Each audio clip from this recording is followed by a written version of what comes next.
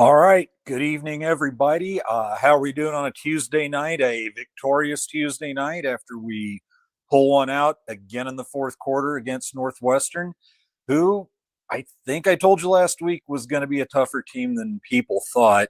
But it's crazy how teams aren't themselves week to week. Because what the weekend before, Friday against Minnesota, the second half we look like trash. The coaches may not use the word, but second half not great. Well, here comes Minnesota riding their high horse into Iowa, and what happens? They get spanked, and Iowa puts 41 up on them. It was like 40-3 or 41-3, and so they turn around and get embarrassed even worse than we did. Welcome to parity in college football, and it's also a reason that if you have a bad week, it doesn't mean it's over for you and you're just lousy the rest of the season. You can come back. We've done it 2 years in a row now after bad losses. Because as bad as Minnesota was, I think 56-7 to Indiana the year before probably stung a little worse, even if we didn't lose at the end. So there's probably less stress involved, more just, gallows laughing in the second half of that one. But no, we came back, and we're going to talk about we were up 21-6. I won't even pretend it isn't what happened. The refs got involved. It was just clearly we're going to march. We're going to get Northwestern a touchdown if we have to carry the damn quarterback into the end zone ourselves. We'll talk about that a little more. And believe me, it's not just me. Matt Rule, super upset. I can tell you that people in the athletic department, just without giving away anything they told me, let's just say they were upset, and not just because of the shit calls. And let's just leave it at that. Just things that made their lives more difficult. Just the ineptness and what seemed to be targeted ineptness going on the field. So we're going to talk about that later, and I'll talk. And I'm happy to talk about why I'm talking about it and why it's not just sour grapes anymore. If it really ever was, it seems to be a concerted effort, and I feel like it's time that let's get it out a little, either side of that fence that you're on. But it's clear you've got to go pick a side, one side of the fence or the other. There's no just going, hey, it's average, it's business as usual. I don't see anything going on here. And then it's like the monkey emoji covering his eyes is kind of where we're at. The really bad news for me out of this week's game was Teddy Prochaska. It's another ACL tear. And he's done for the year. I looked at it. I thought he was done for his career, but the way I'm reading it, it appears as if there might be a year left for him if he wants. I don't know if he wants to go through another rehab. He did take a redshirt year for one of the knee injuries, but I think that was just a red shirt, and they didn't. He doesn't have a COVID year. He came in 21, but he took a red shirt year in 22 after the injuries, and I think he can retroactively petition for that to be a medical red shirt. The only problem is that this year he's played in too many games for any kind of red shirt. Non-injury is 4 max. An injury, you can't have played over half the season, and you can't have played more than the 4 games. So it's kind of like a two-way door for a medical red shirt. So it sounds like he is over, but there might be a hole for another year. At this point, I don't know. It's not for me to tell anybody what to do with their life. And football is the one sport that the last time you put on the pads is the last time you're going to put on the pads. There's not really adult pad tackle leagues. I don't know if there's some here and there. That seems to me to be a bit of a nightmare as far as somebody insuring a league like that. I would think those don't exist, but it is. The last time I played in high school was the last time I wore the pads. I played some flag football here and there. Not the same. A lot of fun, but just not the same. It's not like hockey. You can still find adult Czech hockey leagues, and even then, adult with plenty of contact leagues, and then basketball, baseball. There's adult baseball. There's adult over 50 baseball. It's full. You can play all those sports almost full blast. Football's done. So that you've got to understand. That's why And I think some of them may give it up and then realize later, I should have played for every year I could. It never really hit that it was done. Here's James Boardman's thought. He's our first commenter on the show tonight. He should pack it up and think about being healthy for his family. See, that's right. I'm a little torn. It's like, just how many times do you want to rehab? Do you want to play that badly one more time? And if you think about it, I don't think he's ever quite played at the level he played at that true freshman year. That was the game where I just remember the Michigan game where you didn't hear Aiden Hutchinson's name too much, but there was Teddy, a true freshman at left tackle, like keeping his name out of the PA announcers. I think the most noticeable thing he did that game was on the play where the refs, let them stop Adrian Martinez's forward motion for about a minute and a half while they, got to try and strip it forever. Well, that was going on. Aiden the Hero Hutchinson just took a leap at his knees from the side of the pack, which I thought was just one of the most chicken shit things I ever saw in football. It's like, it's the end of the game. If they rip it loose, you're going to get the ball back anyway. So it doesn't really benefit you trying to take out Adrian at the knees other than you are a cheap dick. And every time I see Aiden Hutchinson now, it's like, yeah, fantastic player in the NFL for the Lions. And all I see is him kind of ducking down and taking a leap at Adrian's knees. It's not for me to forgive. It's just one of those things I haven't forgotten. But yeah, so that would be the only reason I imagine Teddy is just, I want to be in pads one more time. It's heartbreaking to me. I feel bad for him. On the other side of the injury plate, there's Gunnar Gotula. I think it's a knee. I don't know if they said lower body or specified the knee, but he wasn't able to go. It's one of those things that it's the knee. It's not a thing about how much pain can you take. It's a thing, can I put weight on it without it collapsing when I least expect it to? But whatever was going on, he wasn't able to go. Rule his ass straight out. Is he going to play this Saturday? And he just says, we don't know right now. It's just, he's got to go through the week and see if he can give it a go. Lots of good things about Turner Corcoran. He said Corcoran came in to the Minnesota game and actually played. He graded out pretty well in that game. Played well again. And the crazy thing was this time he hadn't taken any reps at right tackle. He'd been taking all his reps at left tackle just in case, because I think Pritchett had been playing right tackle. And then there went Teddy and Gunnar couldn't go. So then he took all the snaps at right tackle. And Dana Holgerson talked about that some today and said, and I get it. Some people said, hey, it's the same thing, different side. He goes, yeah, but it's, if you've been doing something one way all week, he goes, it just don't expect it to be, and immediately adjusted the other way. But Turner had a good game. They didn't go to the pass much. And if you saw the stats, I'll go ahead. Like Dillon was 16 to 22. Yeah, he's right, completing 73% of his passes, but only 141 yards. They kept it mostly short again. I believe, kept people who had more than one catch. Hunter was the only guy, and Isaiah was the only guy that averaged more than 10 yards a catch. And I just wondered if, that was kind of a line still banged up.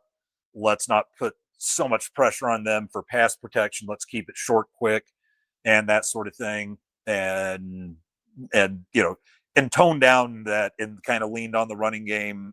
Emmett carried it 27 times, and Holgo said it's like that. He goes, not the kind of thing we want to do every game, but he just kept going back to how unbelievably tough Emmett is. And he said, but he's like, the thing about him, he goes, you don't want to do that every week. He goes, but when we have to, we don't have any worries because he's one of those guys that, let me see if I can get the quote here from today.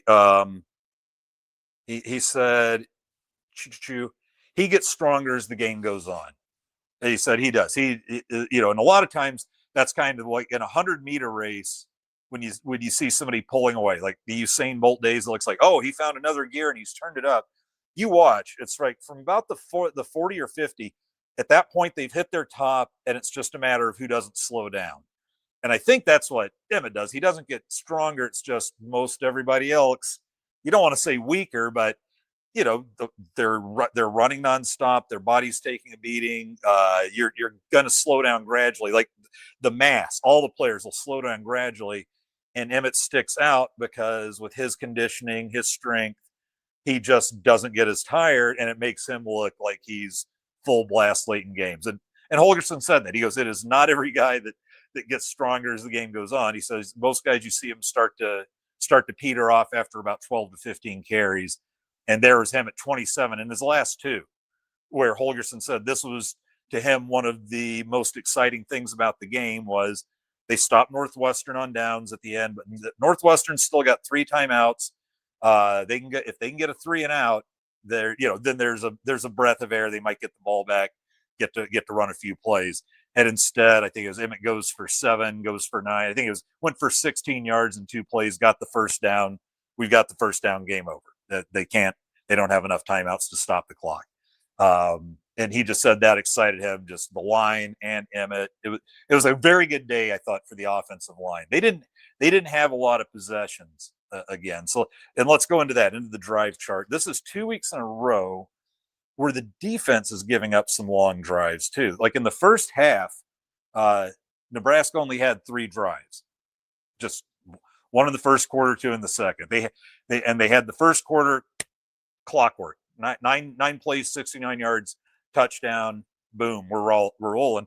But then here comes the problem: 14 plays, 40 yards, missed a 40-yard field goal, and they get it back.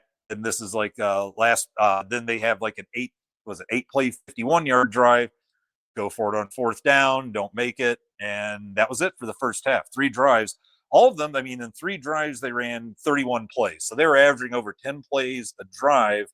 But once again, that old bugaboo of being able to finish the job, get it done. Came out of there with, here's another 7-6 score at halftime. And believe me, that's at halftime where I wrote a little bit. I try to make the halftime recaps kind of quick. I want to get those out there because it's also our second half game thread and not still be writing 5 minutes into the second quarter, which I did a few times early on. And John would be like, get that shit out there. And so that was the first half. And I'm like, okay, here we are, 7-6. We're on the right side of it, but we know what happened the week before, 7-6, right? This time, well, the good old Kenneth Williams.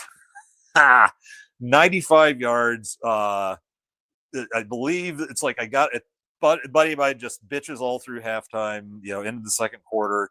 He's ready to set the boat on fire and sink it again. And then Kenneth Williams brings that kickoff back. And man, go if you can find it. I posted, I think I posted it twice. No, maybe once. And it was yesterday. And I tweeted it out. And I think it was Channel 7 had a clip. And then they had, if you let it run, then they've got a slow-mo behind it of the end zone view where you can see the blocking going down. And they are blocking the shit out of that for Williams. And I think it was Derek Branch, where even I think Matt Rule called him out in the Monday press conference for holding his block and driving this guy for about 7 seconds, 8 seconds, and then finally just pancaking him on his back. So that was just a beautiful thing to see. And I guess that's one of those shots where it's like, okay, now we've got the answer to our question. Boy, we love Mike Eckler. Can he really turn this around in 1 year? I'm going to give you some stats at the end before we just jump in and start swinging with the comments full blast. Yeah, he's doing it. We're 8 games in. We've got a pretty good, what would you call it? Like a good sample to work with here. It's not just after 2 or 3 games being Houston Christian and Akron and wow, look at our special teams. It's like, no, we're through the chunk of our schedule here. We've only got 4 games left and they are one of the best special team units in the country. The only problem is that I see with this is him injuring the other coaches. I've got a couple. Look at the tweets on coordination. I caught a couple good ones there, and Rule talked about it on Monday. And he said, and he kind of brought it up himself because even against Minnesota, he said the only thing that worked for us was the special teams. And he said, I've got people coming to me, hey, are you and Coach Eckler okay? It's like, looks like you're waving him off and stuff. Because here, Eckler, when they do something like that, he just goes into full battle mode and just starts attacking his fellow coaches with happiness. And you can see one where he like comes up and you see him kind of doing this to Rule and gives him a handshake and starts shaking him a little. and you just see Matt Rule go like, like put both hands up, okay, get away. So Rule was saying, he went, no, they're asking if are we okay, and I'm like, no, we're fine, but he punched me. It's like there's one game he punched me, there's another game he tackled me, and I just said, hey, from now on, just keep your distance. It's like I love you like a brother, but it's arm's length from now on. And you watch him just go on beyond, like grab one coach and just start shaking him by the jersey, go up and just full double hand blast shove another one. And, yeah, his happiness comes with a price. Like early on, I think it was against like Ja'Cory Barney's return against Michigan State, where Holgerson, the next time we saw him, was going like, yeah. He goes, man, I loved that return. And then of course I get attacked by, he goes, I get attacked by Eckler. He goes, yeah. He goes, yeah, I got jumped by Eckler. I was one of the victims. And it's like, just watch yourself when that happens. Okay, but then in the second half, like stop them. We go 5 yards, 21 yard, or 5 plays, 21 yards and punt. Then we have the Donovan Jones like diving interception off the deflection. And then we go, I think it's 3 plays, 32 yards, touchdown. It's 21-6. The refs become determined that, we cannot have 2 unanswered touchdown by the Huskers. We'll talk about that later. So then we go 6 plays, 19 and punt, and then start the fourth quarter with the what were you looking at? Dylan Raiola interception. Just no explaining that one. Just found a Northwestern linebacker with nobody within like 5-10 yards of him, and just putting it right on the numbers. And then their quarterback does the same, finds Javen Wright wide open, blasts one to him. And then it's time for Dylan to do what really he's done best this year consistently, is forget about whatever mistake he just made and go do a winning drive in the fourth quarter, or a go-ahead drive. So he takes him 13 plays, 64 yards. I think he completes 4 out of 4, hits Isaiah for 19 yards on a third down. And then that's one where Emmett was just blasting the 3-5-2-4, and then got the 4-yard touchdown run. They try to review that, and it was like, I don't know in what world you thought that was reviewable. Maybe because his knee got within a foot and a half of the ground. We better make sure, but they keep their cool on that when we get it. And then, as I said before, I think it was the final drive when they got the ball and go get a first down in 2 or 3 plays, and just take care of that, and just go, for the first time, we're going to run it. We're going to run it, and you're not going to stop us and get a chance to call your timeouts and get a punt. So before we start getting into some of the numbers, let's see where we are with the comments here. I'm assuming everybody's hearing everything okay. I'm trying a new microphone. I don't know if it's better, worse, the same, but if you have any thoughts, go ahead. And if it was just I didn't notice, then I'm still going to call that a W, which means it wasn't sounding as bad as I worried about it before. So let's see. James Boardman. Here is James Boardman using Fred Sacco as his spirit animal, talking about the potential for adult sports, adult with plenty of contact, co-ed. I will tell you, there's a few in the adult men's leagues. You'd find a few women playing here and there. They more than held their own. Not that anybody's out there trying to blast them. Yeah, adult hockey can get a little shitheaded at times, but not that bad. I haven't played it in a few years. Coaching ended up taking away just about all that time. Let's see. Pitt Snipe is in the house. He's starting with an evening gents, so we're going to assume he hasn't reached levels of pollution. Roger Moore, West Stadium just better wear their black shirts. Yeah, it's like, I don't know, there's some people fighting the blackout. I don't know. That brings us to many. Welcome. Wants to know if I'm wearing black on Saturday. Here's the thing. Up in the press box, one of just the unwritten rules is you don't go sporting your colors in the press box. Now, if you work for the university, then wear everything. I've asked John a couple of times. I've gotten no response about maybe doing some sort of like, what do you call, Izod, like golf shirt with the Corn Nation logo. I've worn our Corn Nation long sleeve up there a couple of times. That counts. That's not a Husker logo. That's Cobby, and I don't think the university would ever truly claim Cobby. I think the university made us take a couple with Cobby on it because it contain Cobby language. So no. Oh yes, and when Fred was first tonight, and he said, "Suck it, Trebek," and I came back, typing in my best Will Ferrell, Alex Trebek voice, "Mr. Connery, that is completely unnecessary." So he came by with, and I think that wasn't Connery that said this one, the appetit déjeuner, and that was Burt Reynolds. Yeah, I'll take 8 tits for 8,000. So, if we start down that road, we can do Celebrity Jeopardy all night. It is truly, I think, with a lot of great things to choose from over the decades. That is still the one that's still the recurring one that tears me apart like no other. It just it always would start just the way it would deteriorate at the end, and Will Ferrell would just be looking so wounded by it all. The guests, when you had actors playing other actors, imitating other actors, like David Duchovny doing Jeff Goldblum, it was always one of my favorite. Well, and then on the other hand, and just doing all the Goldblum. Okay, let's not go all the way down that.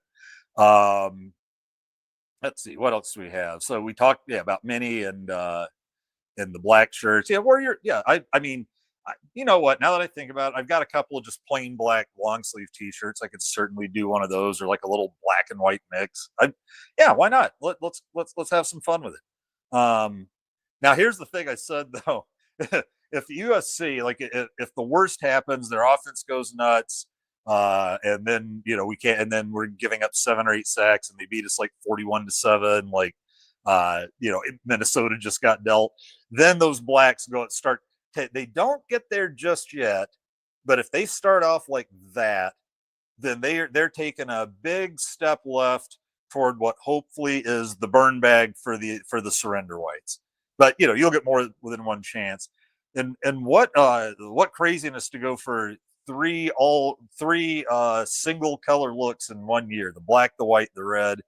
At least the red, they kept the Reds effort. If not, the record was 0-1 with the red, but that was a fantastic game, the 86 Oklahoma game. But they made sure they got the red victory, because I think they rolled those out on Houston Christian, who had to be going, what the hell, special unis for us. But anyway, let's see what we got here. Of course he is man. Andy's a team player. I'll work something out. He better is, or I'll bag him. Garbage bag him, I mean. You're gonna just come next time you see me, try and throw a garbage bag over me?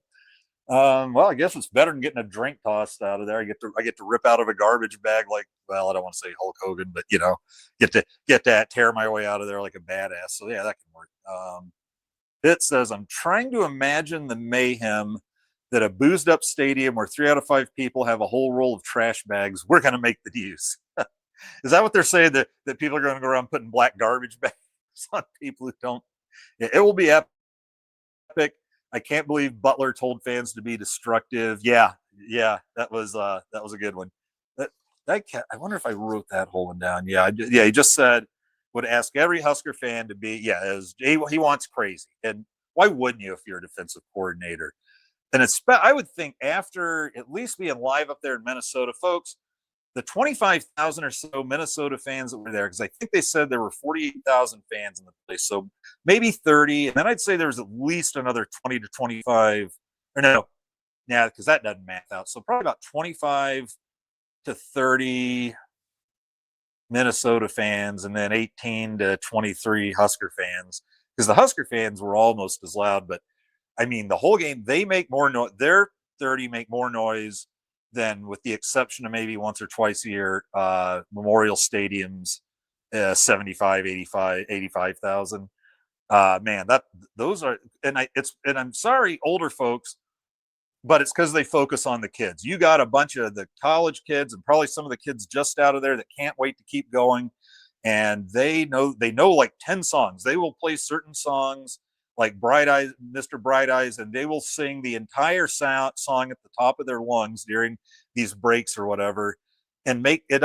I'm telling you, it is rowdier, noisier than an average Memorial Stadium. And maybe they just take Nebraska a little more seriously. Possible. They really got. there's some of this bend the knee when we beat you, like admit total, admit total subjugation, bow to us, and they get really mad when they hear it's like, oh, we, good opponent. We treat all our opponents the same. No, you love us more, you hate us more, and but we don't take you any more seriously, even though you stormed the field. Yeah, you stormed the field. On a 5-1 team, I guess. You grab it where you can. But anyway, they're very loud, and we need and our battle cry too often is a wheezing down in front. Take another shot of oxygen. We cater to our oldest fans, and what's happening now is like, I'll admit it's like I'm one of the older fans now, but all I can remember is feeling hounded as a student. Maybe they're not hounded and surrounded by the state patrol like they used to just circle us. It was made apparent you hooligans behave for our nice older fans.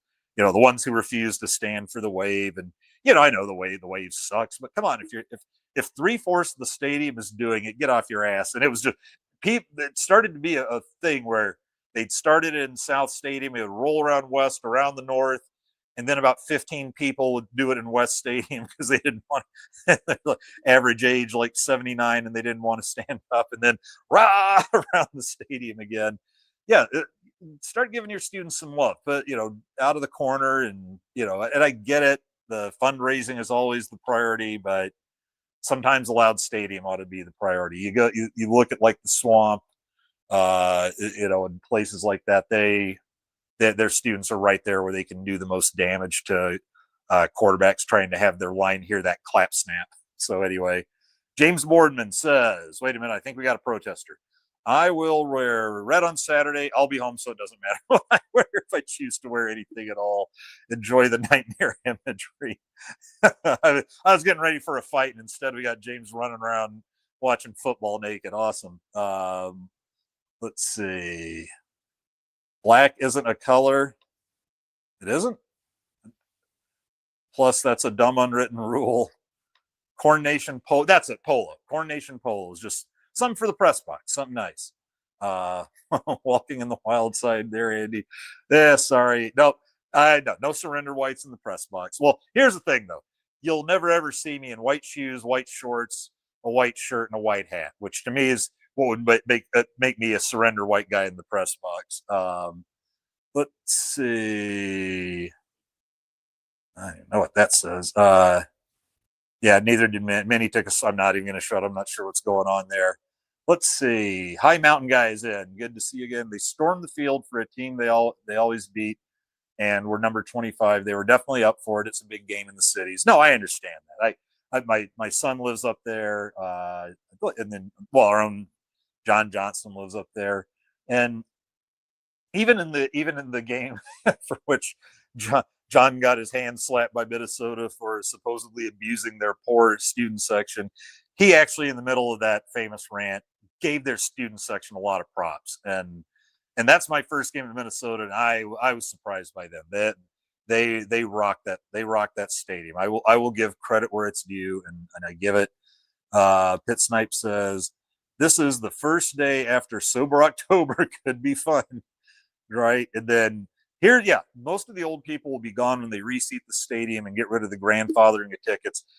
Let's hope so. But even then, I don't know how you judge how to hand them out. Or they, I don't think they can ask for everybody's birth date, see one from the World War II era and go, nope. Yeah, the higher the age, the higher the seating. So the noise stays at the bottom. Yeah, I don't know how that'll be done. Let's hope. So anyway, let's move along here. What have I got for y'all? And thanks for asking, Manny. I understand the black's a little contention. I just really, when I've been jumping around, I usually look for more fun stuff than people fighting over the color. One guy did tweet, because I said something about, I think I had a picture of him and Rules quote about, geez, we got the black shirt tradition, who more deserves to wear the all blacks than us? And one guy goes, well, I wish they'd pay a little more attention to the game at hand and a little less to the color of their uniforms. And I was like, and I just had to come back and go, dude, I'm pretty sure it was like August 18th. when they decided what to wear. I don't think they've been, like talking about the color of their pants in practice this week. And the way the coaches just don't go every week of practice is great. Usually you don't hear much about it unless you ask a specific question. Butler did mention how he thought they were kicking ass and the defense was kicking ass in practice this week. And the only reason that means a little something to me is, besides what I just told you, he's the guy before the Cincinnati game the week before he didn't say, hey, we're having trouble tackling, but he did bring up uh like the fact that just in general, you have to learn to tackle better, you have to wrap up, you have to hang on, kind of like he's not, I'm not saying anything to my guys, but I'm saying something to my guys. And we saw some missed tackles in that Cincinnati game. So I think he kind of knew it was coming. And I don't say, it'd be silly to say, oh, John Butler's warning the fans, but I think he would definitely say he's trying to tell his players a little something. I think they're good about, I don't know if good's the word, but I think they're not afraid to, when all else in-house is failing, is to mention something about, this player, this group needs to step it up, because they don't do that. And when they do that, I think they're going, we've exhausted it all. We're telling the world, step up. I think one example I think of is a couple of them. I think it was maybe Rule and Holgerson, and it was several weeks ago, said now is Carter Nelson's time to step up. Because I don't think any other freshman tight end or redshirt freshman tight end, no problem. That's almost like an offensive line position where that's a developed, unless you're, unless you're like a crazy, wonder kid like Brock Bowers at Georgia was. Like he was an All-American his freshman and sophomore year, and he was, probably close to the best football player on the team as a freshman on a national championship team. And they weren't going to wait for him. They were like, you're good enough. You're going now. And I think they feel like Carter is up there kind of at that, not necessarily at Brock Bowers level. No one's seen anything like that at tight end for years, but up at the level where they want him contributing a lot. And he's still not kind of there yet. He's still on special teams and not, I don't think they're starting to pick their guys they want in the games. Like you will see 3 wide receivers who are getting all but about 10 snaps now, Jacory and Dankey and Isaiah Hunter. And then I think this week Cortez Mills got 5, and maybe Quinn Clark got 8 or 9. Like they like Quinn Clark, but they're kind of starting to go with their guys now. And the way it looks, maybe he'll come out great next year. Maybe this is a case of needing more time to adjust from the small town to, the bright lights of Lincoln to Ainsworth. That's kind of a jump. That's some getting used to. But the way they were talking, though, they're like, we know you've got the stuff. Now we need you to get it together up here and take your rightful place where we want it. Hadn't had it yet. And so, but that's just an example. I don't mean to pick on Carter Nelson, but that's an example of trying to send a message through the press every now and then. Let's talk about, the Husker, kind of their stats and PFFs and what they meant. Dylan, not a great day. Now, here's the thing about PFFs, and I don't say it just to save Dylan, but don't use them as your driving force. The thing I use PFFs the most for is the number of snaps, and then kind of watch the grades. There's some things they use in the grades that I just think are too tough to pick through every play and give a grade play in, play out for a couple of student interns. I'm pretty sure are the guys doing these things. But Dylan came out with a 44.9. I thought that was a little rough on him. I didn't see a lot of Dylan mistakes unless there was a big torpedo for that pick. That wasn't great. Emmett, 75.9. Wide receiver, Isaiah Hunter. He's kind of taken over as number 1. He's the guy right now. It was Barney for a few games. Now it looks like Isaiah, and maybe they've just schemed to stop Barney, and now they're paying the price of Isaiah. And here's the thing: when you have this many, I think they've got, they had 3 guys that had at least 3 touchdown catches. So it's like, so who do you put your best guy on? And that's going to leave somebody else open. You can't just guard one guy or contain one guy with this set. But so Dylan was 75.9. I'm sorry, the PFFs. and Isaiah 78.6, and Luke Lindenmeyer was at 54.4. And for example, Heinrich always grades higher than Luke Lindenmeyer, I think. But you can tell that doesn't really play into the decision because Luke's playing about 80-90% of the snaps each game. Heinrich's always getting 10 to 15, Luke's getting 40 to 55 or 60 or whatever. So Luke is the clear number one in the coach's eyes. On the defensive line, Cam Lenhart, 261.2, led the day. It was a down day for the grades on the defensive line. And I thought, they did a pretty decent job stopping the run, but they let loose that 56-yarder where he bopped into the pile. Nobody bothered. Everybody was in the pile. Nobody was watching the outside of it. And he just basically, he turned the end and I think half the fans in the stadium could have run that in. That's how far gone everybody was from him. Javen Wright. Now here's an interesting thing. With the guys getting top number of snaps, like I really only look up who you have to get at least 15 snaps before I'm considering you for the PFF grade leader. And Vince Shavers, Vince Carter, sorry Shaves. V9 had a 66.2 to lead 66.6 to lead the linebackers. Tuesdays are a long day for me. Now, Javen Wright had a 90.6, and he's a guy who'd average 10 plus tackles for 4 straight games, but he only gets 22 snaps in this game, but grades out 90.6, so he's fantastic. He gets the pick right back after Dylan threw his pick, but only 22 snaps. And I didn't look at this until after the presser today. I would have asked John Butler, was it an injury? Was it just the sets? Because it seems like this guy's been your most dependable tackle for a month, and now he's only playing a third of the game. Is anything going on there we need to worry about? And I don't know if it was something bothered him for part of the game because that was late in the game when he got the pick. And then D-backs, a big game, good game for the defensive backfield. Sayre Wright, 69-1. Rex, and then the two redshirt freshman wonder kids who are both just starting now, flat out. Hartzog's out, but Buford is basically a backup now, and Rex Guthrie and Donovan.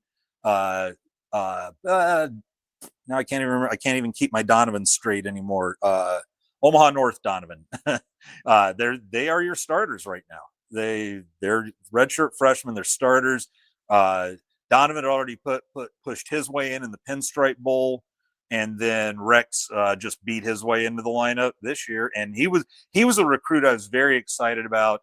I think he was just a 3-star, maybe he's a 4-star, but from Colorado. But I saw his film and then his speed, and then saw him in practice some, and just how smooth he moves. And brother, this is not a surprise. And these are guys that I'm going to jump out on a limb, kind of the way I did with Bullock, and thank God it worked out. As far as him starting, when I just saw him as a walk-on play, these two guys have All-American written on them. They do. Let's just leave it at that. I'm not saying it's going to happen. I think they're going to definitely be some first-team All Big Teners before they're done, barring injury or something like that. But yeah, they both knocked down the door for starting jobs and what was already a loaded defensive backfield. That should tell you something. And real quick through the stats, and then we'll jump back into the comments. So if you haven't heard the comment read in a bit, hang tight. Let's see. Just making sure I got my spot there. It doesn't take it from me. So Dylan, 16-22, 141, a TD, an ugly pick, but completes 73% of his passes. Only sacked once for 9 yards. That's why I was wondering if Holgerson just kept it all short for most of the game.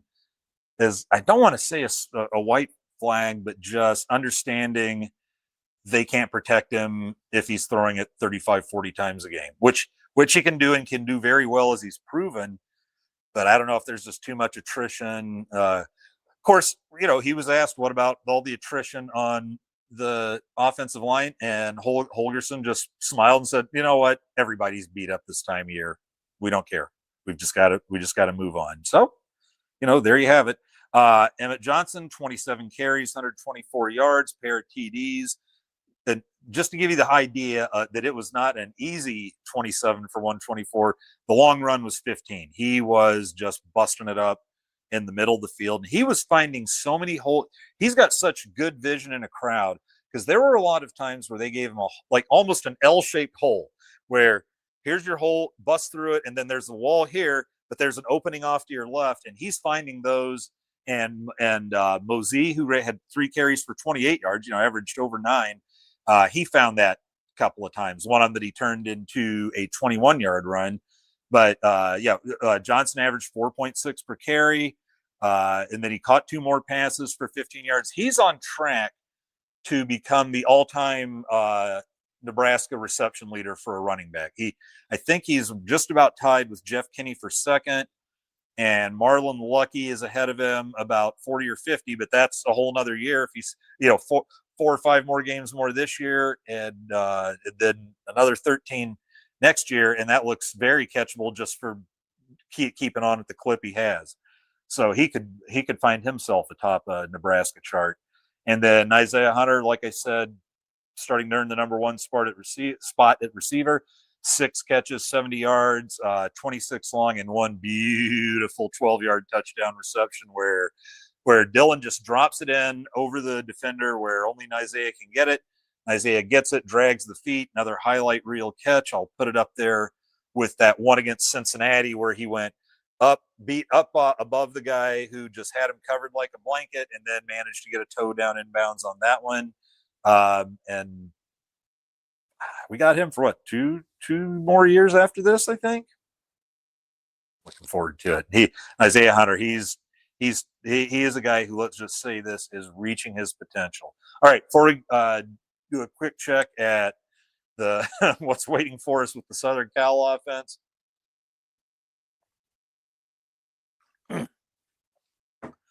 Let's see what we got here.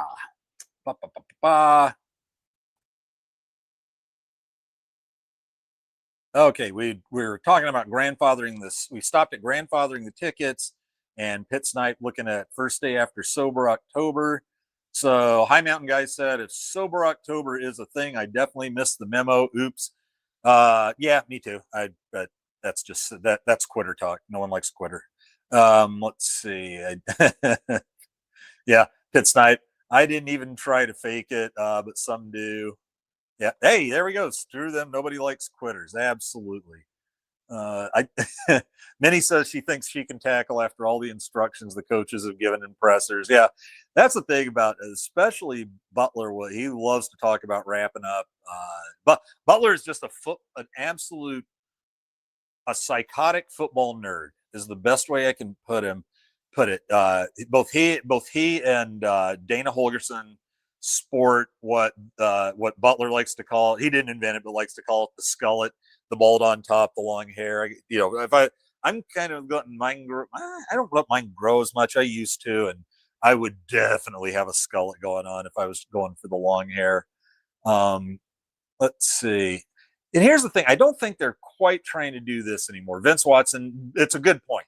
Trying to copy Oregon and Penn State just seems like another distraction to me. But I'm old school and would tell them, if you want alt unis to wear, you can wear them in the playoffs. No, and I get it. And here's the thing, is I agreed with it. And you had the younger guys. This is when I thought they were doing their best to, imitate, the Oregon. I think Baylor is doing them. It's not. Oregon's. That's 2 different types of alts, because you have Penn State. I still just say this is because Joe Paterno was kind of his own PJ Fleck type of coach, where he wanted everybody to make sure that they knew the most important person was him. So let's not put the names on there. Only team. But screw it. You got parents and people want to see them. Give them their names. Don't make them go to the program. Everybody go to the program to find somebody if they're close enough to see. But anyway, yeah, Penn State, all the solids, and then you like the ones really known for the ice cream man look are Texas and Tennessee. And Tennessee, like Ultra does it with like the numbers taking up their entire back and everything. So there's 2 kinds there. And I don't mind going with like the all solids. All schools have done that here and there. Like Georgia's done the blackout. before. I know, and I just know that because they're my number two team. Um, it's like we did the all red once. Funny, we did the all red once. It was kind of a success. We were something like 14-point underdogs to Oklahoma, even though they were like number two and we were number six. They were supposed to just blow us off the field, and it's a great game, and it's the loudest game I've ever been in Memorial Stadium, and they play very very well. Lose at the end. Keith Jackson gets loose deep a couple of times, and you never thought to bring that back. But now you've got this one weird contingent out there with the surrender whites that just gets so mad when people say get rid of them, and you get the feeling they want to see it twice a year until we win. Like I think it would take about 13 in a row to bring us to 500 in the stupid things. And I'm just one going, yes, I know the uniform doesn't play a part in it, but superstition and all that stuff, it 100% exists, and you're just spitting in the face of it. Now you probably are two of the most embarrassing losses in the surrender whites are the last two. Let it go. Burn them in a can like they did in Ted Lasso with all the other shit, and just be done. Lift the curse and just never wear them again. And even if the other teams, because I get the feeling with Indiana, they thought it'd just be easier because Indiana, I think, was an all red, and they just thought it'd be easier with two red teams, maybe for one to go white and one to go red. My thing is, football players have to go to some classes. The dumb ones aren't that dumb. Just go white, red, and red, white, and live with it, But yeah, so you want to go all black, fine. We're not original with the blackout. I don't mind that stuff because the stuff to me and this sounds like old man talking, but some of those freaking alternate jerseys, that was kind of between what, like 2000 and or 2005 and 15 maybe, and the reason is because it just reminded me of cartoons like the Jetsons or movies like Rollerball, where they would have these imaginary jerseys of the future and put weird numbers on them, like shaped numbers, as they were like, this is what futuristic numbers will look like, not these silly caveman block numbers. And it just looked like stuff made with electric tape and just and that was what I would absolutely call the trying to be like, who was it? Oregon was doing it, Baylor was doing the funky uniforms.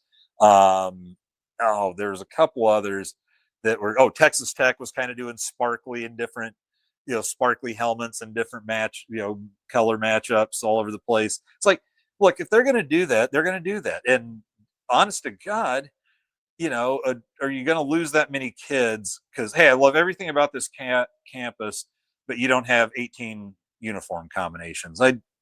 And not to be a dick, but I'm thinking if you do lose a guy, and it's weird. I've read the stories about some of the reasons they lose.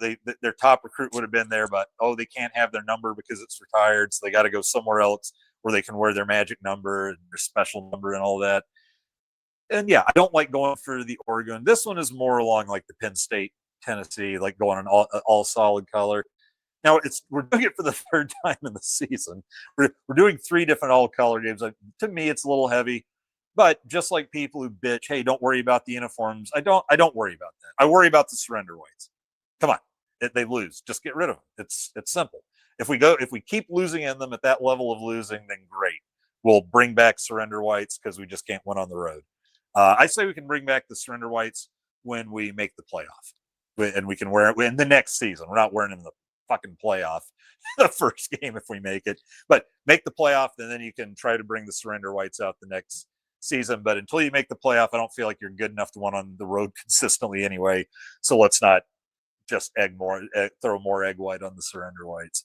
So anyway, yeah, I don't. And here's the thing: they made this pick and they decided to do this back in August. So I don't think they're practicing this week and dreaming of how they'll look in black unis. Here's how I picture that going: they put on the black unis in the locker and they look and kind of go, fucking cool. And then they go out on the field where you can't really see yourself in the black uniform anymore or get a true view of yourself. And play on. They'll forget about it. It'll be fine. Who had hip surgery? Not Teddy. Were we talking about anybody else that had an injury? Turner was the one. Turner Corcoran was the one who was still coming back from his injury that kept him out most of last season, and he didn't come back, I think, till middle of August. Or yeah, Donovan Jones. That's it. Thank you. I see many said Jones. Yes. Yeah, Vince Watson. Yeah, 66-6. Yeah, V9. We love Vincent Shavers. Let's see. Didn't Rule mention they rotated on defense more? And maybe that was it, but man, that seemed like it doesn't seem like they rotated anyone that new in at linebacker. They put a few more guys in for a few snaps, but it wasn't like they were going to. It wasn't like they were suddenly playing third stringers as much as backups and such. There were a few guys they got in there. Some, yes, many likes the skullet look. John Butler's the man for you. Let's see. Fred's here. He said we went dog costume shopping, heading home. The Spirit Halloween made us want to scrub with wire brushes. Had to get drinks and wine. Fred, you didn't have to. I'm sure that Spirit Halloween could have been smelling of disinfectant, and you were still going to go get drinks and wine. Let's see. Wade Farr. Yeah, Minnie. Yep. Minnie likes the skullets.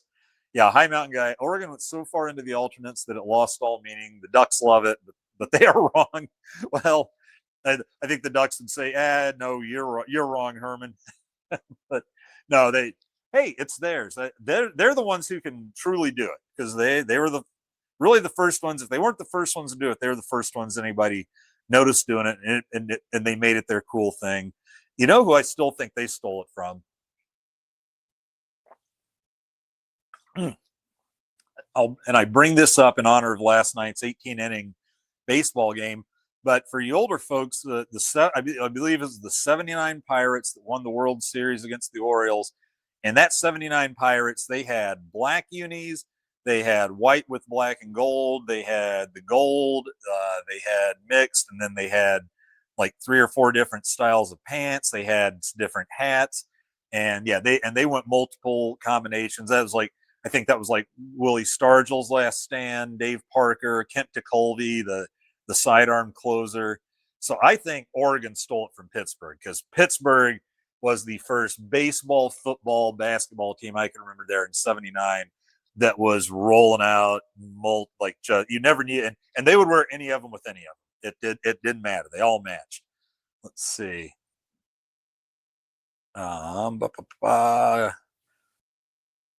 Then James Boardman also does not like wearing alternates this weekend. 2 iconic brands on the field at the same time. USC will wear normal unis, and the Nebraska auditioning for Queer Eye for the Corn Guy.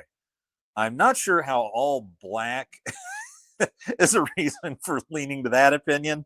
I would have thought, that the Breast Cancer Awareness Day would have caught. Everybody behaved pretty well that day. I got to say, the show here, the comments I saw, I didn't see anybody steering down that road.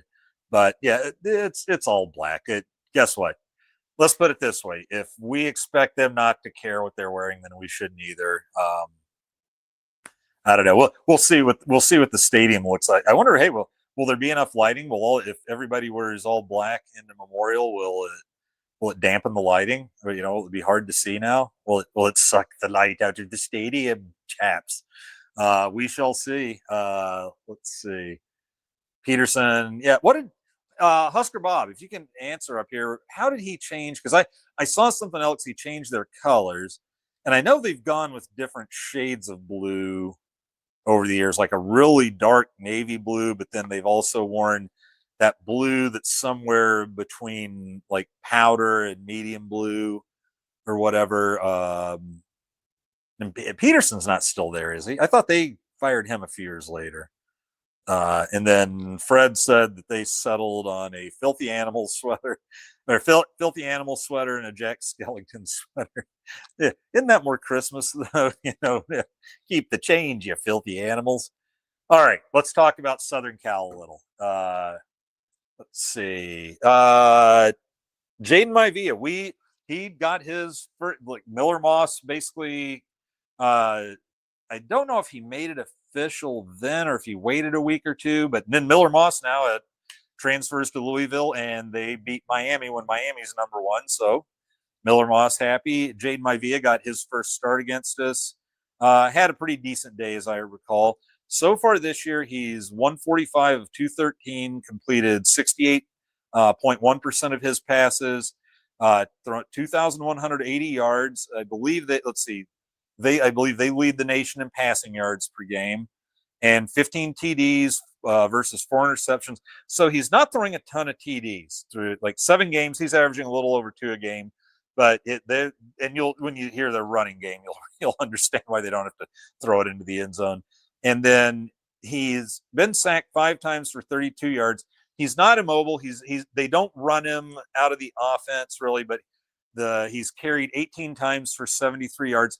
He scored 4 TDs. So you get in the red zone, up close, probably inside the 5-yard zone. They will run plays to him. Now, John Butler was talking about just the sheer depth talent at Southern Cal. So their leading rusher is Wayman Jordan. He's a 5'9", 210-pound junior. He's carried 88 times for 576 yards. He's averaging 6.5 yards a carry. He has 5 touchdowns, a long run of 40 yards. The backup is a 6', 210-pound freshman, King Miller. He's carried 47 times for 380 yards, 8.1 yards per carry, and 3 touchdowns, a 75-yard long. I don't like hearing this because we've given up those burst runs. And then Eli Sanders is their number 3. He also has carried. He's a 5'10", 200-pound senior, carried 47 times for 264 yards. He's the slowpoke. He only averages 5.6 yards per carry. And he's had a couple touchdowns and a 20-yard long. They're not really part of the passing game. They don't have a running back who's caught 10 passes. So, yeah, their runners run and their receivers catch. Their top receiver, Mekhi Lemon, 48 catches for 758 yards, averaging 15.8 yards a catch, 6 touchdowns, a long reception of 74 yards. Then there's Jacoby Lane, 24 catches for 424 yards, 17.7. As the receivers get fewer catches, they get a higher yards per catch. 17.7 yards per catch, 3 TDs, a 59-yard long touchdown or 59-yard long reception.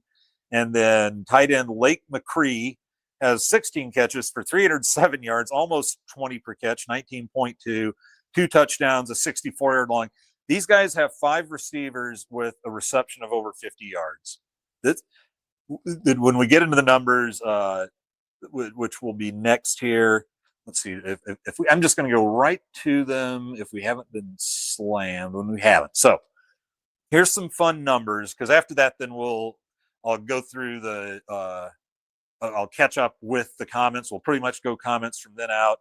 And I'm also going to ask you I'm going to give a little diatribe on the shitty, dirty Big Ten reffing, which has been going on for over a decade, and ask for your thoughts on the same, and we'll go from there. Okay, fun fact. Emmett Johnson has 1,019 yards from scrimmage, rushing and receiving. As of now, he's the only player on a Power 4 team who's done that. He is second in the country. Let's see. I'm sorry. He's not second in the country, but yeah, only P4. He's going to become, as I predicted at the beginning of the year. Thank you very much. I'm sure I predicted some stupid things, but this doesn't look like it's going that way. Barring injury, he's going to be our first 1,000-yard rusher since Divine Ozigbo. Our secondary is now second in the country in passing yards per game, 127.5. Southern Cal is number 1 in the country with 326 passing yards per game. Something going to give? Is something going to fall in the middle? Tomorrow morning, I'm going to have our new survey out, and one of those is going to ask you just directly, how many yards is Maiava going to throw for on us? Let's see. And then head-to-head, USC is 5-0-1 against Nebraska all time in the 6 games. And I believe the year we tied them was either 70 or 71. That was one of our national title years when they had Sam the Bam Cunningham, but we had Jerry Murtaugh, who had something like 27 tackles against Southern Cal. He must not do his radio show. I hope he's still alive. You'll never meet a man with a more gravelly football player voice than Jerry Murtaugh. Let me tell you, I can't even make the gravel sound that gravelly. But he had a radio show. It was so much fun to listen to. They did it out at Tiger Tom's for a season. They mic him up in the corner, and he'd be doing the pregame show in the bars. We waited for that 11 a.m. kickoff or whatever. Yeah, the way Nebraska played those years, it was probably an 11 a.m. kickoff. Quick note if you didn't hear, UCLA, they're doing the 6-day wait like they did for Northwestern. They're going to wait until after the games are played this Saturday before signing start times and networks for the games next weekend. Just so you know, if you're trying to make plans, you're only going to get about a 6-day, 7-day warning. And then we talked about our special teams. Nebraska's special teams, which, as we know, I don't think it's been in the top 100 for the past few years. It was disastrous. It's like, we just hope special teams would be average. Get off a 40-yard punt without it being blocked. Make 25, 30-yard field goals. Make extra points, for God's sake. We were clenching on extra points there for about more than 1 year. Make 35-yard field goals without everybody, chewing their nails down to the quick. Well, here's what's going. Yeah, and then just absolutely fair catch every kickoff, and because we lose yard, even when it was the 20, we couldn't even get it back to the 20, and all we did on punts was fair catch them. It was like our whole identity became that year we had Santino Panico back in the day with Bill Callahan, and just because no one else could catch a punt. And I still remember the time the poor guy tried to run one back against Texas Tech. And he kind of looked up, instead of lowering his shoulder into a tackler, he just looked up and ran face first into the guy's chest. His whole body just collapsed. We thought he'd broken his back. I come to find out later, and part of my hockey coaching fun is going out to Colorado Springs for the annual USA hockey meetings. Got to do a meeting once with the doctor, and what he wanted to do in hockey, and no reason to not do this, but people got old school hockeyish about it, even though it literally wouldn't have meant a single rule change or a single penalty, a single change to the gameplay of any kind. But they wanted to put an orange, like thick orange stripe around the boards, just around the rink.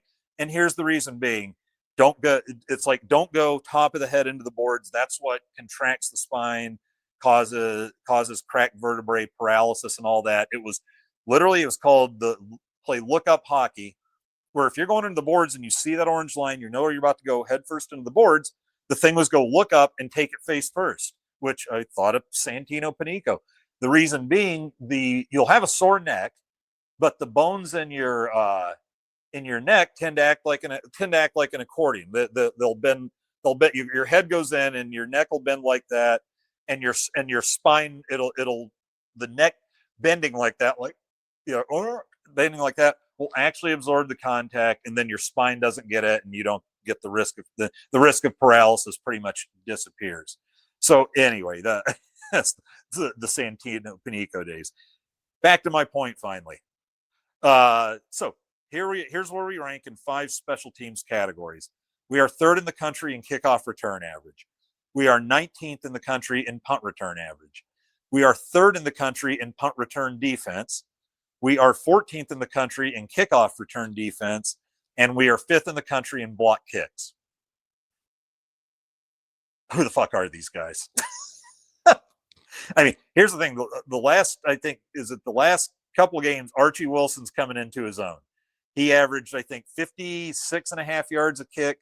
On Saturday, he had the 53-yarder, I think, that got down deep in their territory, and then had a 58-yarder that made it to the end zone. And I don't think you can ever really berate your punter for putting it in the other end zone with a 58-yarder. One that means that if they're doing the distance from, like, that would be from the 42-yard line, which means it probably went about 65 yards or something like that. Yeah, and he let it go, and you just saw that poor guy both times start running backwards, sideways, trying to figure out, is this for real? So yeah, even though Archie's not, because Archie had a few like short punts with wind and stuff like that, figuring out the old Nebraska wind. I think even Archie said something like, "No, we didn't have none of that wind in Australia, mate." And anyway, so yeah, all of a sudden we're ranking top in everything and special teams. Yeah, for all the craziness of Mike Eckler, Matt Rule will be the first one to tell you that's just part of his game day persona. He goes, he's never said he's not often or maybe never been around a guy who teaches the game like him. Said it's Socratic method. He's constantly quizzing. It just, and then just the way he keeps them up. It's like he has his players' backs. They know he's got their backs. This is what happens when you get a coach who convinces his players it's okay to fail, but you fail at 110%. You fail at 95 miles an hour, and brother, we're going to have success. And remember, early in the season, here was Kenneth Williams trying to run kickoffs back, bringing it back 14 or 15 yards. Everybody's like, here we go again. And I remember at that point, old PTSD Husker special teams me was kind of going, just catch it, man, just start on the 25. It has to be better than the 17 and all that. And then I'd settle down after the game. So I'm like, well, let's give Eckler the benefit of the doubt. That was one of my favorite answers, being a movie buff and a Tom Cruise, all my Tom Cruise action movies. And he one time was saying, here's what kickoffs returns are like. Brother, you guys see Days of Thunder? Hell yeah, I saw Days of Thunder. Preach it, Mike Eckler. And it's like, yeah, Days of Thunder, man. And there's that wreck in front of Tom Cruise, and all you can see is the smoke and car parts going everywhere. And he's got the guy, in his ear and the mic. Remember him? Like, yeah, Robert Duvall, brother. You bet I've seen it. I just wanted to go full Southern Baptist Church with the Blues Brothers at that point. He goes, that's all bringing kickoffs like brother. Because remember, what did he tell him over the radio? He told him, drop the hammer. So it's like, that is kickoff returns, baby. You just drop the hammer and run through the smoke. And I'm like, yeah, I don't think we hired a guy talking drop the hammer and run through the smoke to tell Kenneth Williams to start just fair catching everything. And I think, even though they line up on either side, unless you get it put to your side, I think the coaching's been, because Kenneth Williams has been getting most all of those, is if Kenneth Williams, he told him, it's like he saw something he liked, and if Kenneth Williams can get it, you let Kenneth Williams take it and get up there and block. And I think that's usually Mosey, who could probably run it back pretty decently himself. And did that turn the game on its ear? Because everybody's sitting there, don't let this be another Minnesota, man. Just don't let this be another Minnesota, brother. Come on now. Helps out. And all of a sudden, there he goes. He cuts across the field, gets a line of blocks, sees that corner, makes the edge. And then remember the week before, Matt Rule spent too much time trying to tackle ankles against Minnesota. A couple guys tried to tackle his ankles, came up with nothing, right? So, yeah, that our special teams, man. God, isn't it fun? Isn't it fun?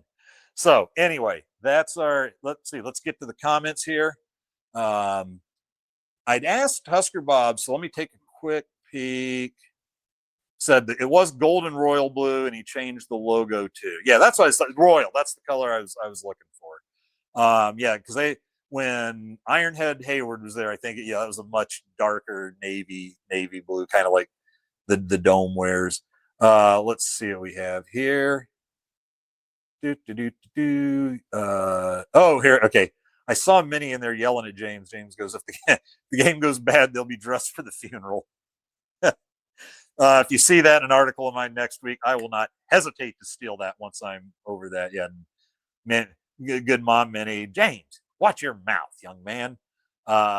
What's this? Butters had a hanger this morning. First thing, he came in, shook off the rain, and slung shit all against the wall. I'm assuming Butters is the family dog.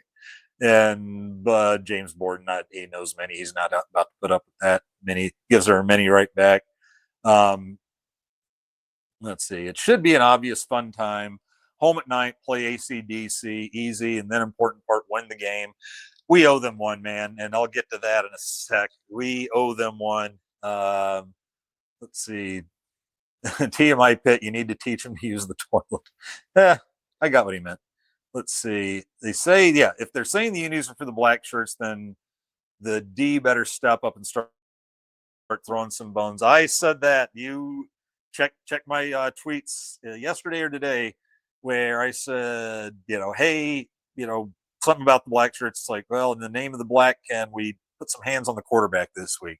Got him, I think, the last two plays of the game, pressured him, hit him, and those might have been the only two plays of the game. He did. I don't think we blitzed much. It looked like we were rushing three a lot, and maybe we just thought we could coverage sack, and I guess we did. We only really gave up 21. One of those was a long run. He had a couple of long passes. They got a really good receiver, though. I knew they were going to hit a couple on us. That kid's tough. But yeah, I mean, Matt Rule said today, or Monday, he said, yeah, he went, what was the quote? Something like, well, look, we got the black shirts, right? Who better deserves to wear the all black than we do? Yeah, there you go. And John Butler, and he ain't kidding, and I'm with him. I guess people can say, oh, don't worry about the crowd. You just go get that quarterback. If you don't think the crowd can affect the defense, come on, man. Winning on the road in college football is a tougher thing these days. People get into it. It's like they've had to go to silent counts in games because they can't hear the claps. And John Butler just said he wants you to be, it was like rowdy, destructive, whatever you want to say. He asked the fans for the noise. Fans, no one gives a shit. But just the challenge for me, the challenge in general is out there. Go make it one of those Husker games. If anybody tells you down in front, tell them to go watch the fucking game in the concourse or go home. I am tired of this. I expect to sit down and have everybody sit in front of me so I can watch my Huskers. If you can't stand up, there's plenty of places to watch your Huskers, and with a better view you got even in the stands. So that's my answer to down in front. You get up on your ass or enjoy get up off your ass or enjoy the side of mine. I'm serious. It's just ridiculous. Let's see.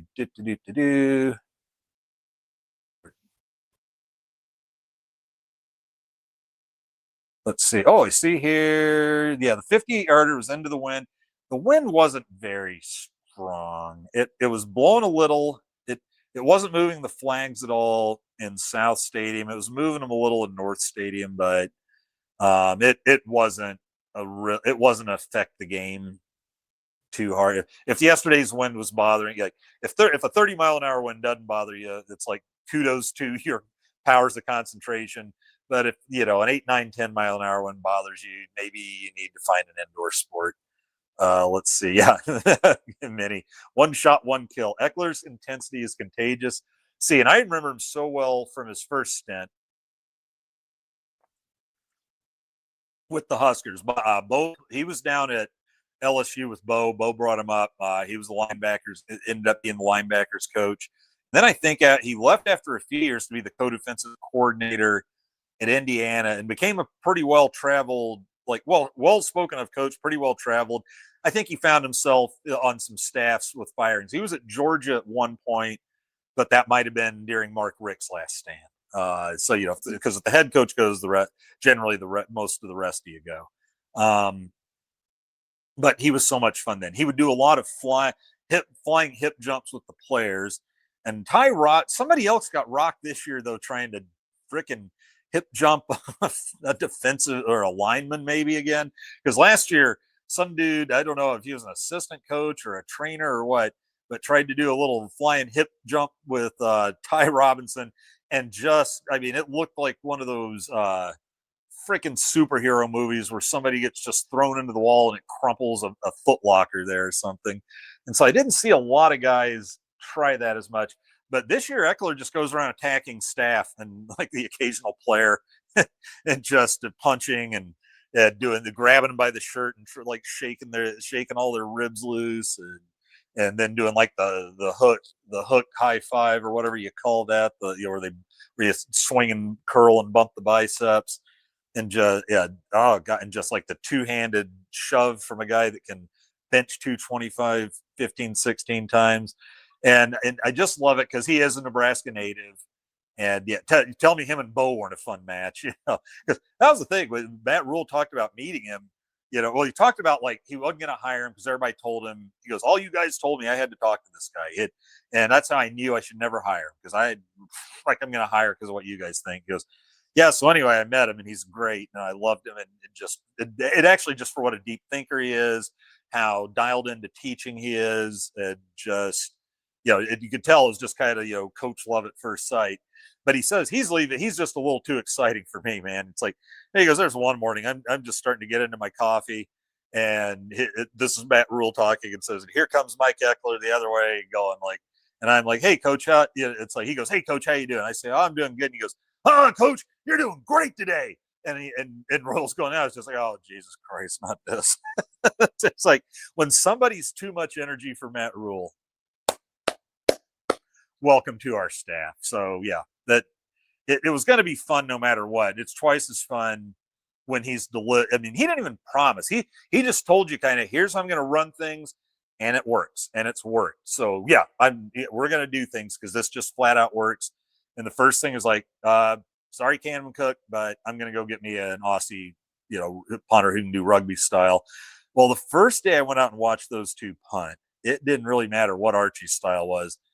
That was just a guy punting 15, 20 yards farther and higher than the other guy. And I watched that for about 2 minutes. And I'm like, there's our punter. That's why the coaches aren't even acting like this is a competition. This is over with.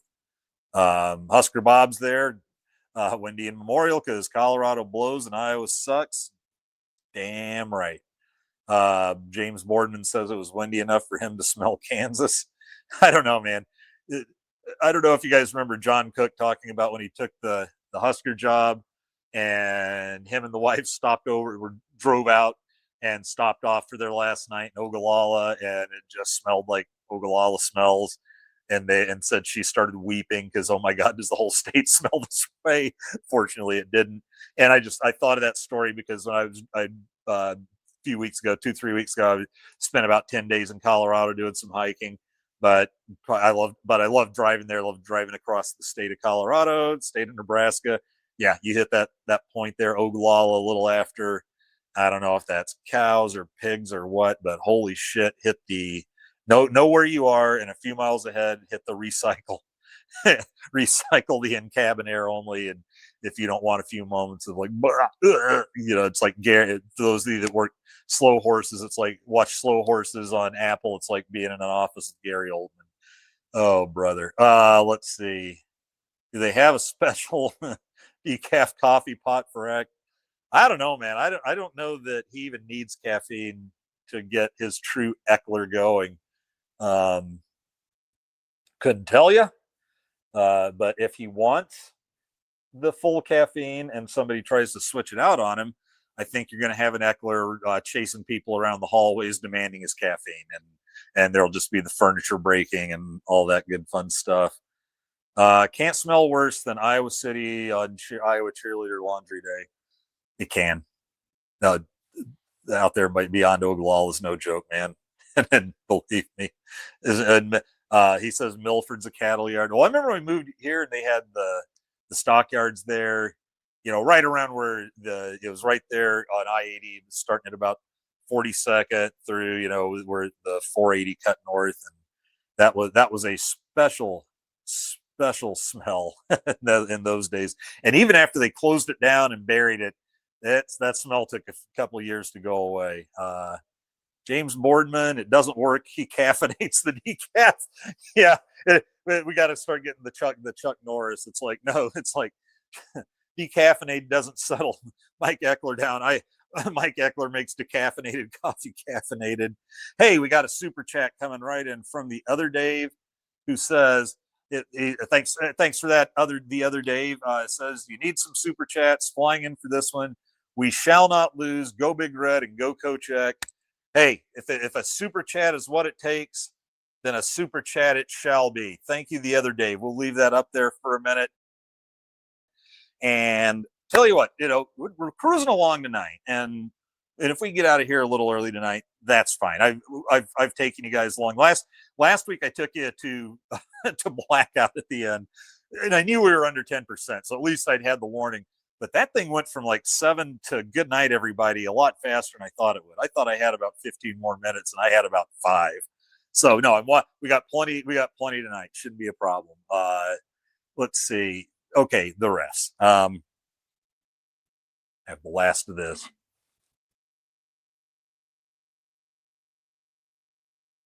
Propel, baby. Still waiting for your call. Watermelon. Drink of champions. All right. And then I can start sneaking my other stuff. So this referee bullshit's gone on long enough. It is targeted. It is deliberate. And then because there was actually a stat for last season called it was like a plus minus questionable calls number. Like how did like over all year, and it could be was this hey, where's this call coming from? This is really close. Here's a penalty. I'm still trying to find it for exactly how they determined it. And no, it wasn't done by like the University of Nebraska. I think it was somebody who did it for each conference. And in the Big Ten, the plus minus for Nebraska on how questionable calls went was minus 13. We won. Second place, I believe, was Indiana at like minus 6. And then nobody else was higher than minus 5 or minus 4 or 5. So we clearly took it in the shitter statistically this time. I have a friend who is a referee, refereed all his life, refereed different sports, wishes the Huskers well, but he's more of a pro sports guy. So it's not life or death, but he watches Husker games and he just says it's absolutely criminal what he's seeing from the refs, because he said it is aimed for one team. And here's what I'll tell you. It's not like the Greg Burks crew. People with PTSD on that last year in the Big 12, where it was just, I'm sorry, getting fisted by Andre the Giant's hand. But it's like you had the one crew, the Greg Burks crew, and they did 3 games. Outside of those 3 games, I think Nebraska was like the 3rd or 4th least penalized team in the Big 12, but in those 3 games, they were hit for well over 100 yards and flags, all 3 of those games. The most egregious were, there was the Texas game where that was like one of the first great flop fake, the other team's running tempo, flop fake injuries every time they start trying to, go without a huddle. And none of, and they couldn't really call it then, but then there was just other questionable calls, but they ended up eating like 120 yards in penalties against Texas. The next was Iowa State. I think they got up around 130 that game. That was also the game where Rex Burkhead dove in for a touchdown. I forget his name, really good Iowa State linebacker, literally did the Eric Crouch to his head, like it twisted his head about 180 degrees with a referee standing right there, no call. And then the final one was the Texas A&M one. That was the one where was it one of the Osborns just is leaping into Tannehill as he releases the ball and got called for a late hit, which gave Texas A&M a first down, and then they kicked a field goal to win the game. That was one where Carl Pelini was running down the refs after the game, like chasing him across the field, and some fan got in his face, and he grabbed that guy's camera and threw it. But that was like referee meltdown game. That was the game where Ben Cotton, tight end. You had the one guy clearly on TV with a ref, hands on hips, staring into that pile. I don't know if he was trying to put his hand, like he was literally trying to put fingers up his ass, or if he was grabbing his balls, but he was just in there, hands first, and you see Ben Cotton just start kicking and screaming and basically like kick the guy. And it's clear it's very clear what he's doing from a TV camera. So it shouldn't be too hard for a ref in that camera view to see it. And then got up and ripped his helmet off and just, started screaming at the guy. And I can only imagine, after being sexually violated on the field, you get a little upset. And then what did the refs do? Nothing on Texas A&M. 30 yards of penalties on Ben Cotton. 15 for kicking a guy who, can you just please, lay back and enjoy it, Ben Cotton? And then taking his helmet off for another 15, brother. So this is not the kind of thing that the Big Ten's doing. The Big Ten is surgical, and you saw it in practice against Northwestern, where we get 2 touchdowns. And I tweeted out a South Park guy going, like caption was, and the Big Ten office about to make the call after the Huskers score 2 unanswered touchdowns. And it was just some like it was like some guy at like a driver's ed school or something, stomping toward the camera. I'll take care of this. And yeah, and then you just have them. Was it first you had who was it? Elijah Judy is Matt Rule described it, just switching from a one technique to a two technique in his stance. And for some reason, a Northwestern guy jumps like 2 feet offside, and instead of illegal procedure or false start, no, another invented penalty, abrupt movement. It's like, what? Yeah, that's what he called it, abrupt movement. Okay. And Matt Rule says, I've never seen it called, haven't heard of it in 3 years. He was pissed after the game. So this isn't just me. He's pissed, and he just said, I'd never heard of it. I'm just going to have to assume he made the right call and move on from there, which is his way of saying, fuck you. And then they started talking about the mark, because here's the thing. First, it's a catch and a first down. And I'm like, thought I saw the ball in the middle of that.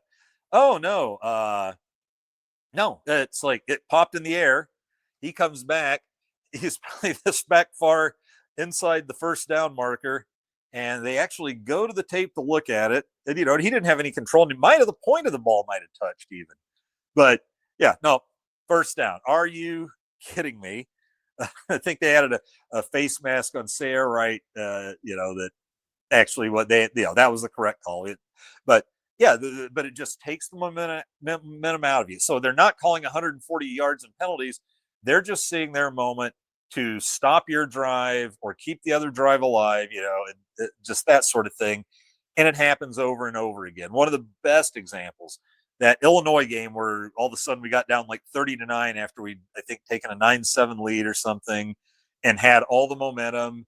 And then we intercept a pass, and all of a sudden, hold on again. We got late flags coming in, and this time it was Caleb Tanner. And guess what? 30 yards and penalties.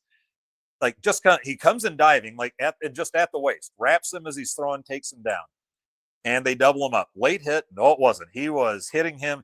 He was launching to hit him as he was throwing the ball. That was not. He threw the ball, 1 count, boom, and then they said he hit him below the waist. Again, bullshit. And so suddenly, it's literally like it's like a 6 point and about 45 yard swing and possession, and it's just this perfect calls. And then didn't do it all game, and then they score a couple scores, and we're climbing the mountain the rest of the game. And those are and it's again and again. You go to Minnesota, you can't bitch too much, but you had 2 or 3 weird calls up there. The one touchdown where the guy just comes, here's Nebraska in position to make a play. I don't know, the way they're going, he might still miss the tackle, but just goes in, tackles him from behind, pulls him down, and you just see the guy going down with his arms up like, what the fuck? And also in the Northwestern game, you had a penalty, for in motion towards the line of scrimmage. That one wouldn't be hilarious. You wonder sometimes these guys just need to be tested for the special school. But it's always one team. So here's Ja'Cory Barney in motion. Not only is he not running toward the line, he is literally running away from the line. He is slightly running away from the quarterback. And so he's doing the opposite. Instead of just them going, well, maybe one of my glass lenses is broken and they just don't do anything about it, so it looks like he's running. No, he was literally running opposite of the direction of the kind of the penalty you're getting ready to call on. It just stupid, ridiculous. And then my personal favorite, and then I'll kind of explain where I'm coming from and let you guys fly. There was a kickoff, and we blasted a guy a little late, and I think it was like a game after like the Maryland game. Somebody had done that to us. We're just doing the run the length of the field, and this guy waits till he's about by him, and then just clocked him from the side and sent him flying. I already didn't really do the clocking from the side, but definitely popped him after the whistle. And I think, not knowing that this was about to be legitimate, right in front of the ref, and literally nothing but 3 of his own teammates around, this Northwestern guy throws himself to the ground, starts like rolling around, waving his arms at the ref, kind of half sitting, going, hey, look at me, I just got hit. And you kind of see the ref look around, and there's no one else with a red jersey in spitting distance, like within like 15 yards. It's the end of a kickoff. And this guy's throwing a fit, and I'm like, okay, that's fine. We got 15 for that. What this guy just did is 100% 15 yards, like faking, diving or whatever. There's a penalty in football if you get caught faking, something like that. And he did it right in front of the ref. Nothing. That's probably, like that Northwestern volleyball game where they played a point with 7 players on the court. And when DBK asked, like, why isn't that just, I get it, we won the point, but what, isn't that some sort of penalty? And the ref said, I gave him a warning. And so her response in the press conference was to say, oh, well, okay, anytime I really need a point, I'm just going to throw a 7th player out there because, who cares? It doesn't affect the points apparently, and they'll just give them a warning. So anyway, I'm not one of those guys that sits there and watches anything mildly close or gimme and go penalty, penalty, penalty, you're screwing us. I am so much wanting to be taken seriously that this is an actual problem that I kind of double take it. I was like, that looks horrible, but let me see it again, because I want to be able to go in my mind, if the teams were reversed, I'd say the same call is right. That's where people will drive me nuts. Is like what's right and wrong for them depends on which team is involved, depends on if this person said it, then it's true. If that person said it, well, I hate them, so they're lying. No, it's like, it shouldn't be about the team, the people, whatever. It should be about, is this the right call or not? Can you honestly say you feel the same way about the call, no matter what? And every one of those calls I just mentioned, I would say if Nebraska had committed those fouls, you would not see me watching that and going, well, that didn't happen, unless I'm doing it with a big tongue in cheek, just trying to piss someone off. But yeah, it's ridiculous. It's been going on. I'm not sure what started it, but it needs to stop, but I don't know what to do. And I can tell you this, I can't give you the story, but I kind of told you, I think earlier, is that you had some guys who are up there, Nebraska department or whatever, I don't want to narrow it down, but that were furious at what the refs were doing that had nothing to do with bad calls, just that it was so incompetent and was doing things to make their jobs harder, and that these were the things they were letting the Big Ten officials know. Do you have any incompetent who can do this job, just to be able to say, I don't want to get anyone in trouble. So let's just say it's a problem. So let's see what y'all have been talking about. I've seen carp coming up a lot.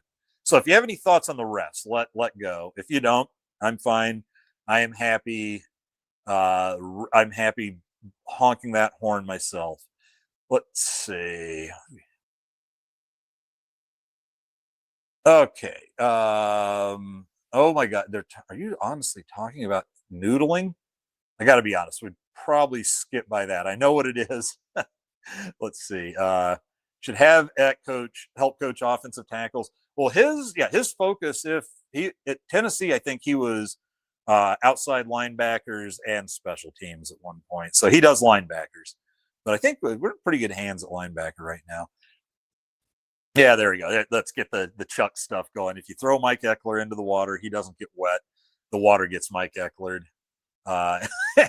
Andy is a distant relative of Coach Eck. Well, you know what? I'm going to take that as a compliment. I'm going to hope you mean that in the best way.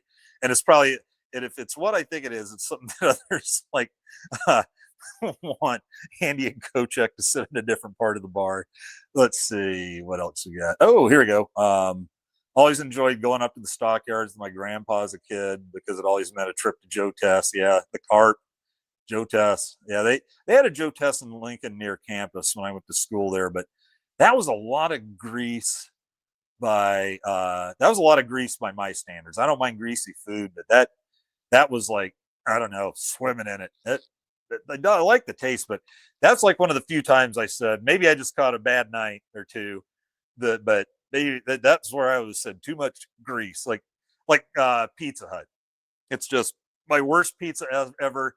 And because of the xylophone they have to put in the bottom so that so you don't have like 8 ounces of grease on your car seat if you're dumb enough to put it on your car seat taking it home. Oh, Fred didn't appreciate. I think he did appreciate it. Yeah. Well, you know what? Sometimes you got to make the point. Got to set the tone. anybody here, I think I punched it a year ago or so.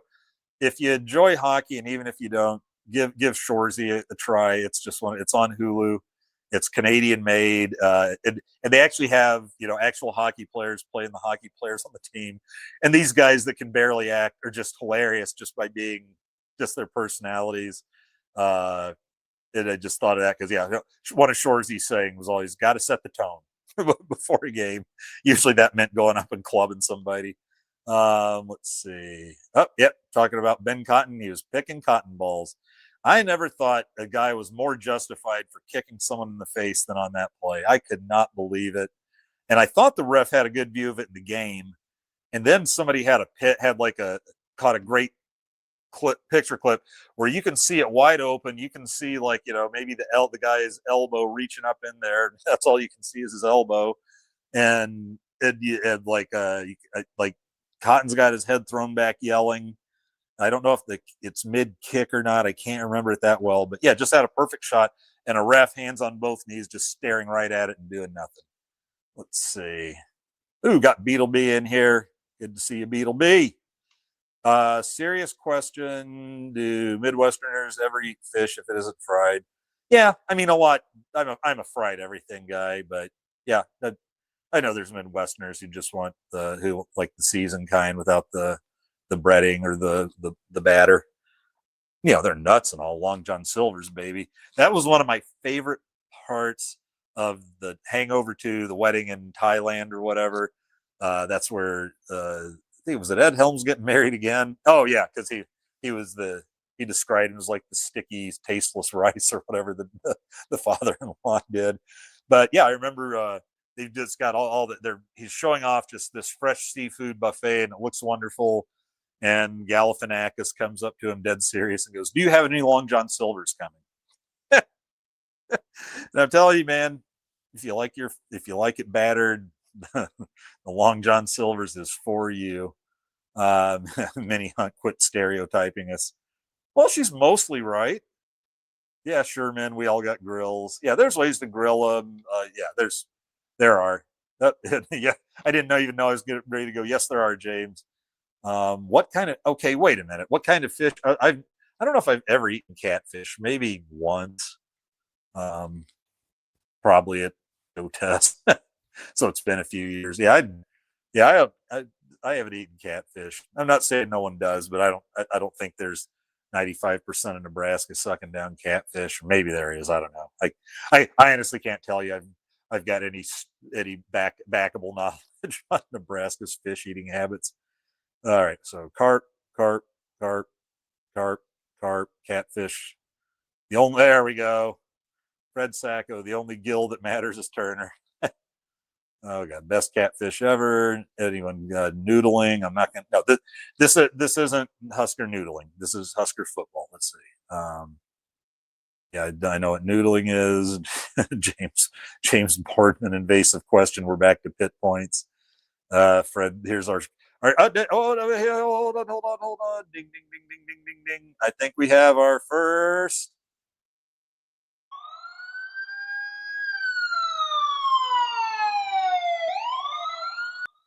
It's our first Fred Sacco Camp Kenosha warning of the night.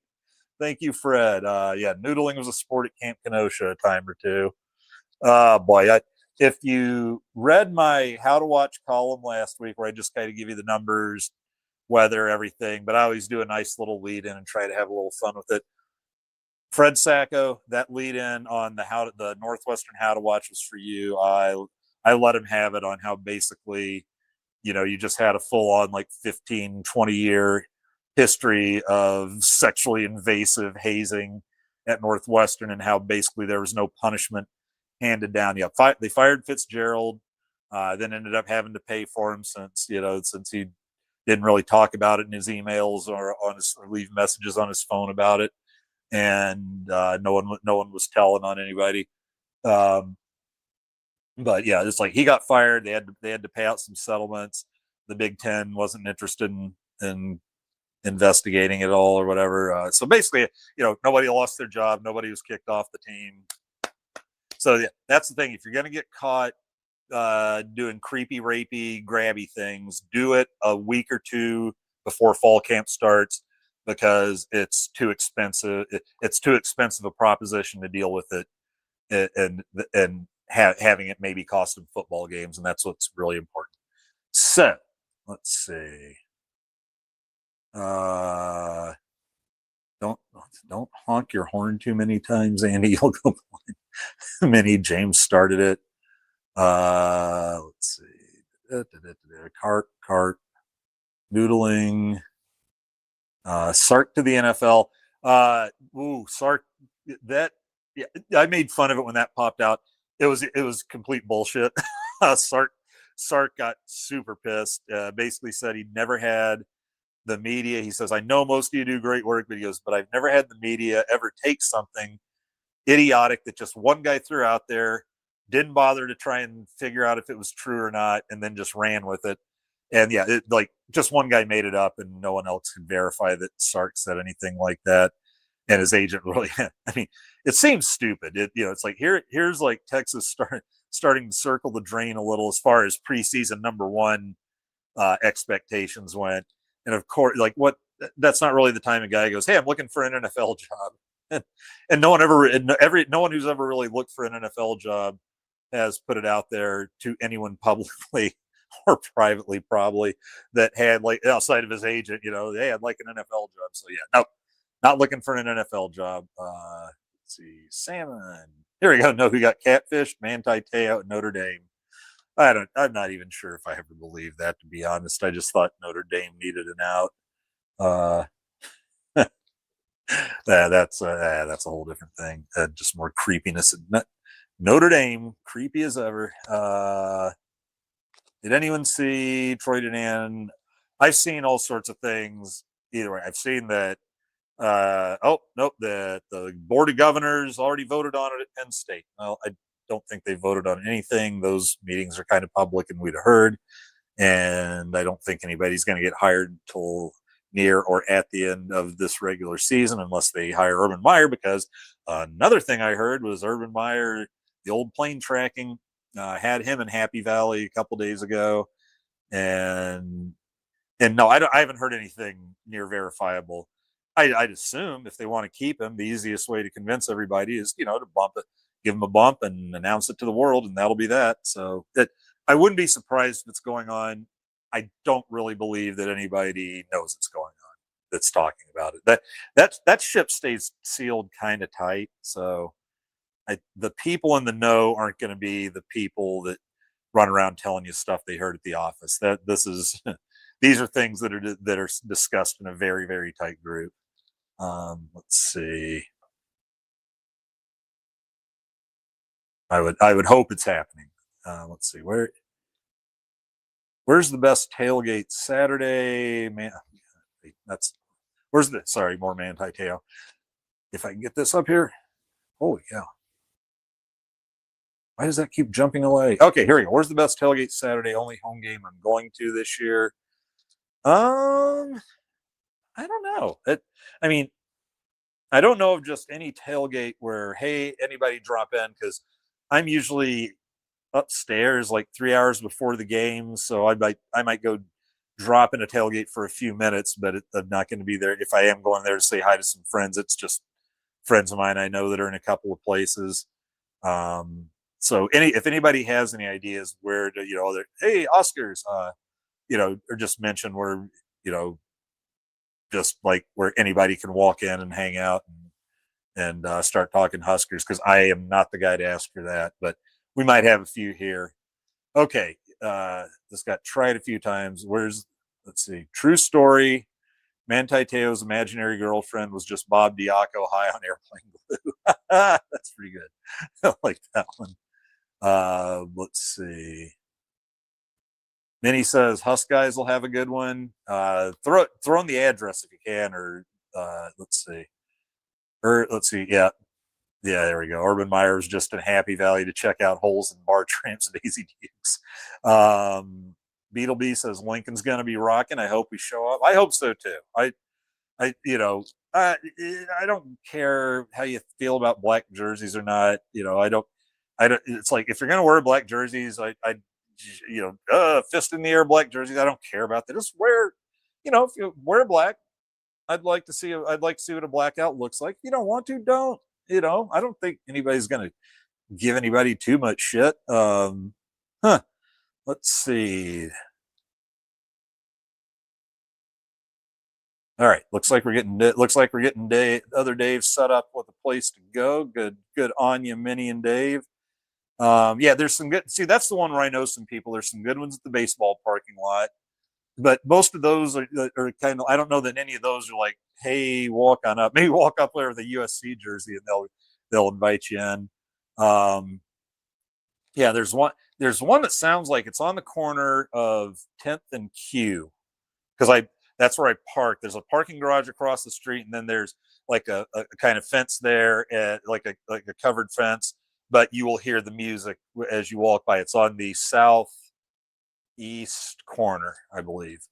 I walked by it on my way to the stadium. Let's see, go down by the stadium, easy money. Yeah, you can listen for bands, and then you'll find out if it's pay to come in or if it's private. Uh, Holgerson. Holgerson's always pretty lively. I will tell you this because he's not a jump up and down lively, but he's the funniest guy there. Every time, hands down. He's always got some funny shit to say. The line that's still, and this is from was it spring or fall? Had we hired him by spring? I think we had.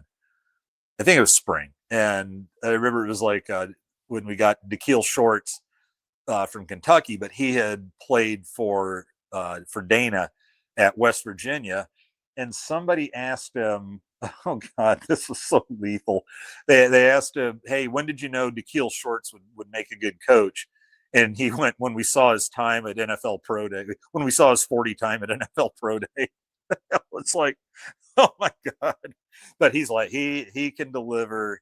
I Dana and I would be a good hang together.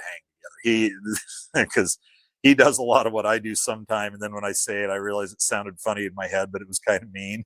And he did that one time. Like I remember who asked, but I won't hang him out to dry. It was the first game, and here we're at left tackle. They listed Pritchett and Gunner and Corcoran at a three-way or. And he goes, so we got these three guys, all there, and and so we'll figure that out as the game goes against Cincinnati. And then the guy asks a question a few minutes later and goes, so does that mean you're actually planning on playing three guys at left tackle? And Holgerson just gives this look like, he goes, yeah, that's sort of what the or means. And everybody started laughing, and Holgers was like, oh, hey, wait, I'm sorry, man. I didn't mean for it to come off like that. And I'm like, well, you didn't mean for it to come off like that, but you meant exactly what you fucking said. And some of us were thinking it. So that was pretty funny. Holgerson always has a zinger. He always has a zinger, and I love him. Let's see. Yeah, Fred says Beetleby, the fans will show up, as will USC. The question is, will the good version of our team? It to me, it's like it's our pass defense versus Maiava's passing, but we have trouble stopping the run, man. You see the average per carry on their top three, 6.5, 8.1, 5.6, man. That I'm almost more worried about the run game than the pass game. We'll see. We'll see what we can stop. They've lost two of their last three, so I think it was Notre Dame and Illinois, and then they squeezed in a win against, but they squeezed in a pretty big win against Michigan in between their two for what those are worth anymore. Beetleby says our fans will be there in numbers. I believe that wholeheartedly. Yeah, Fred said the one at the baseball park, some had wine, lobster, even. Yeah, I don't know if you just walk up and start having the lobster. Like I said, the baseball ones are mostly those are mostly people setting up and then their buddies hanging out. I don't know if you're going to find a lot of just walk up to anybody and start getting fed and watered there. I don't know if they'll stable you. Oh geez, Boardman. I don't have a black jersey, but I have a black man killing mastodon hoodie. I've got the one with like a hot farm girl on it, and I've got a black and a red. A guy I know had them made. They sell them with their T-shirts at Tiger Tom's, and it says farm around, find out. Let's see. Yeah, look up Sardonic and Goodwin Husker Bob. Or wait, nope, not that one too. Holgerson does a good Andy impression. Oh yeah, he drinks the water. Thank you. Yeah, but I drink the classy water.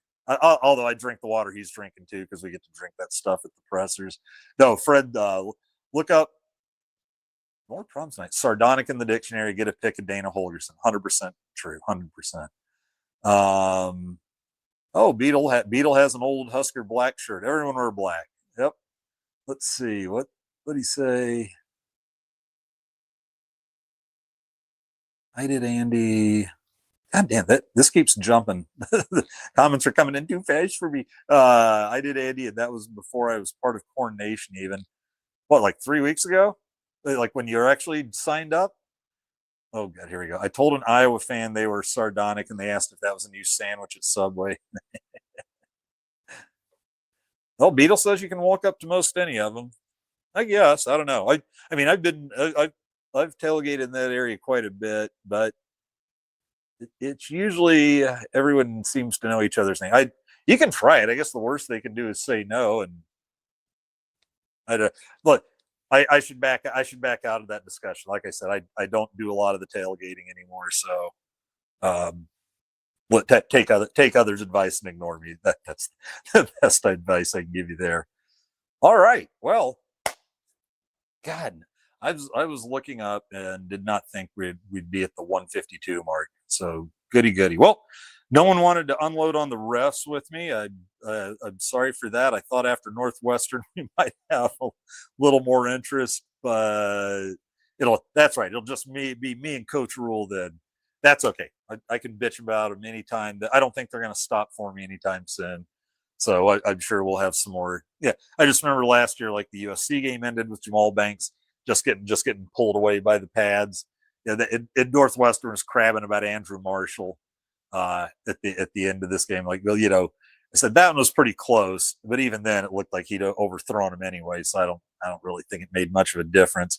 But no, Jamal Banks just getting pulled out of there twice, because I think he was also the one that just got jerked from behind on like the fourth down against Ohio State to keep that into the game drive going. So I don't know. I'll have new material next week. Maybe I'll just start a Andy bitches about the refs for 5 minutes portion. So one last one from James here. What did he say? Throw on a USC jersey and you can eat all the way to the stadium. That's kind of what I was thinking. Now, because people love to be nice and invite the visitors over for food. Yeah. So, that would be a better way, because Nebraska is known for places don't sell the tickets. Is they'll just go buy like the local Kansas State sweatshirt, throw that on, buy the tickets. Then I really wish they get one just to tear it away too and rip it apart. There's a Nebraska jersey, and here's Jim Ross. Oh my God, he's got a Nebraska jersey on and just bought one of our tickets. God damn you! God damn you! Good. For jerk from behind, yeah. Yeah, okay, yeah. Where are you going, Fred, to get jerked from behind? So we'll do our final carp. Beetleby says Minnie hates carp. Minnie says see you Saturday, Andy. See you Saturday, Minnie. We'll figure out what we're doing, and that's the night game too. So yeah, so we'll find each other during the day then, and the rest of you, love you. Thanks for coming in. It's like, isn't it great? The sky is no longer falling. It's like we were ready to rip the program in half after Minnesota. We beat Northwestern. And like I said, we are 6-2. We're bowl eligible for the first time in 13 years or something before November. We are 3-1 in one-score games now. These things matter. I'm not really kidding when I say it. We are 6-2, and we're doing things we haven't done. I really wish we could have ended a 5-year Minnesota win streak, thrown that on the wood pile with the rest. But things are still turning around. We've got who we got left now. USC. I think we do USC, UCLA, Penn State, and then Iowa and Lincoln. And brother, if we can get off that schneid a little bit, I think that's more important to me than Minnesota at this point. So 6:30, as Beetleby has just said. We will hopefully see you all there. If you all see me and recognize me, say hi. I'll be upstairs, but I'll be running around before and after. We'll see if we run into anybody. Love you guys. Go Big Red. See you Saturday night.